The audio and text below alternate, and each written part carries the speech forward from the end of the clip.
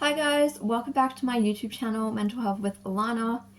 For this video, I thought I might start a bit of a series, if you're interested, called Stories from the Psych Ward. I have been in psychiatric hospitals quite a few times, and my last admission was about 6 months long. So I was in there for quite a while, and I have a lot of stories of some funny things that have happened, or that I've seen and stuff like that. I'm not gonna like tell stories that are imposing on people's privacy or anything like that, but like some stories involving me or just some like kind of funny things or I don't know, like dark humor, stuff like that. I don't know if anyone's interested in that, but I thought it might be a bit of a funny thing to share. Um, so there's one time.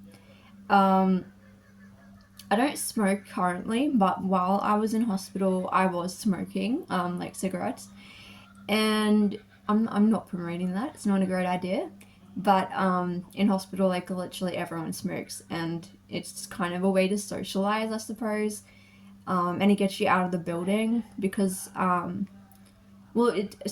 background, like I was in a private psychiatric hospital, so the way it worked was your psychiatrist could give you like leave, which meant you could leave the hospital grounds. Like we weren't locked in, so it's not like the public hospital where everything's locked. um, this hospital which I was in, there's only one private hospital where I live. In Brisbane, there's like a bunch, but I live in North Queensland and it's a small city. We don't have really many resources.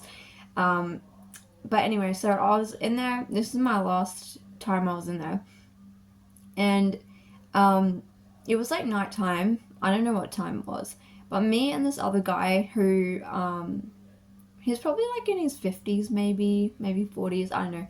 He was really nice. He was an ex-army guy, and we'd kind of gotten to know each other just by like sitting outside and having a smoke or a vape or like being inside and doing random activities. I don't know, whatever.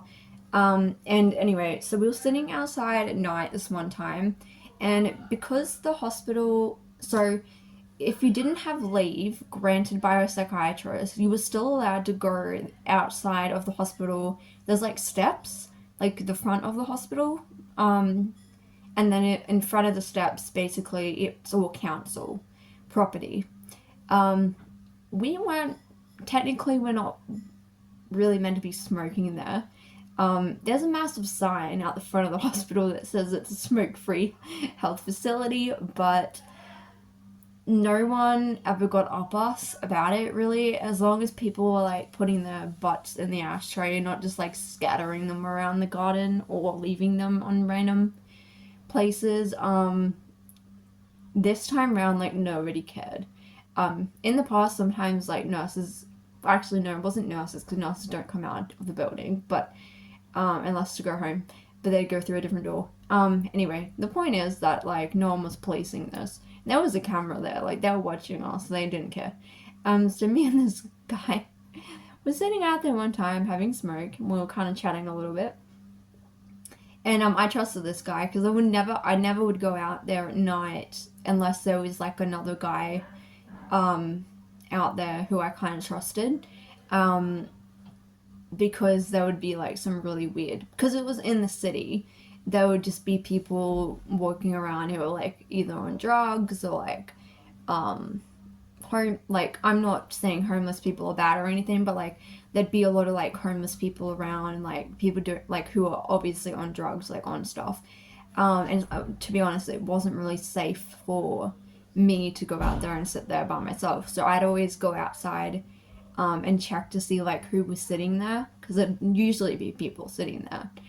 And to get back into the hospital during the day, they have like doors that would just automatically open, and then at night time there was like a separate door next to it where you could go out, but to come back into the lower ground to go back up to the ward, where the lift was, you had to press like a buzzer button.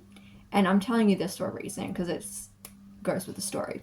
So to come back in, you had to press this buzzer, and the nurses would hear it upstairs and make like a dinging noise, and then the door handle would flash from red to green, and then you just pull it and you go back in, and then it would lock automatically. So me and this guy were sitting there, and this random lady who was not a patient at the hospital plunks herself down on the top stair and was starting to tell us that she had apparently died, like, I don't even know, 6 times or something, and had come back to life as an angel, a guardian angel. And she was just literally blabbing on like this whole monologue, and nothing made sense. She was either ill with a psychiatric condition, or she was on something. I don't know. I think it'd probably more be that she probably was ill, mentally. But anyway, she plunked herself down, and she was an Indigenous lady, and she was starting to go on about like some strange Indigenous stuff, and then she was kind of telling us that like the hospital, I don't know how she didn't seem to know that we were patients, and I'm like, why would we be out here if we weren't a patient?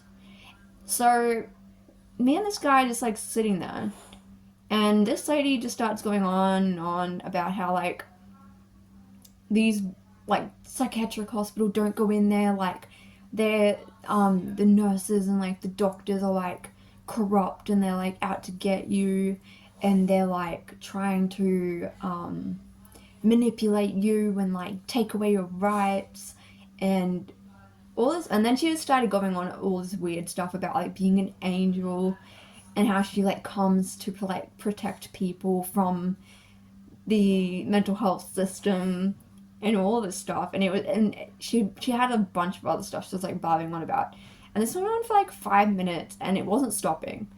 And we knew she wasn't a patient. She had just literally sat down, and I don't even know. So me and this guy were like, okay, this lady is literally, you know, a bit weird, and there's something going on. And we didn't feel comfortable sitting there. So, mind you, me and him are patients of this hospital, but this lady was like off her rocker, you know. So we were like looking at each other, and we're like, we have to get out of here. Like, this lady is not stopping, and she's kind of insane. And I'm not saying that to like offend anyone, but like I feel like I kind of can say that because I was in the hospital myself. But anyway, so me and this guy get up, and we go to stand outside the door, and there's like an intercom system, so you can actually talk through it to get the nurses to open it. But we kept pressing the buzzer because we were like, we need to get out of here, like we need to get out of here, because she's still talking to us while we were standing with our backs facing her, trying to get into the hospital. And we were buzzing it and buzzing it and buzzing it, and no nurses were letting us in. I swear it was like 10 minutes. And this guy's standing behind me, like, he started swearing and everything, but like he was standing behind me like to protect me, in case she like got up and did anything. So that was really nice of him, and like I trusted this guy. He was really nice.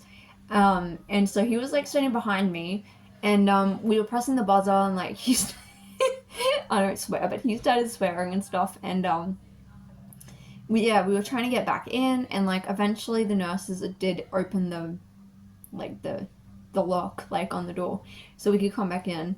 And we just went in, and we looked at each other, and we were like, she needs to be put in the acute mental ward over at the public hospital, because we were like, so that, yeah, she is clearly either on something or extremely ill.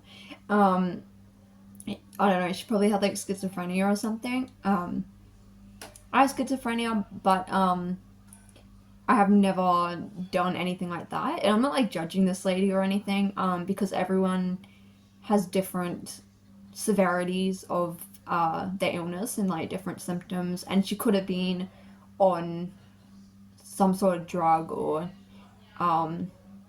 something like that. She was not drunk, but she was either on something or, like I would guess, had schizophrenia, or some sort of like psychosis. And yeah. Anyway, so we went back in,